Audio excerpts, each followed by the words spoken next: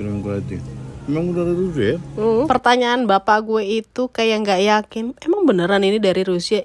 Nggak tahu dia. Ini biskuit Rusia yang nggak perlu PO lagi dan rasanya tuh enak banget, milky, rasa vanilla dan premium quality itu pasti. Kalau kalian nih ya yang suka ngeteh atau suka ngopi atau suka nyusu, maksudnya suka minum susu, itu cocok minumnya ditemenin sama biskuit ini. Selama ini ya kalau udah beli biskuit impor itu harganya mahal dan pasti dikit gitu isinya. Nah ini harganya affordable tapi gede banget. Ini hampir setengah kilo loh, 380 gram, hampir 400 gram. Mana biskuitnya itu kotaknya gede-gede, terus satu bungkus isinya banyak banget. Kenapa baru tahu sekarang nih? Kalau misalkan gue udah tahu lama ya, gue nyetok banyak banget pas di rumah. Ini udah ada 3 bungkus aja sekarang, beberapa hari ini detik ini tinggal 1 bungkus karena gue berdua habisin cepet banget. Tapi kalau kalian mau coba juga langsung cek ke Ranjang Kuning.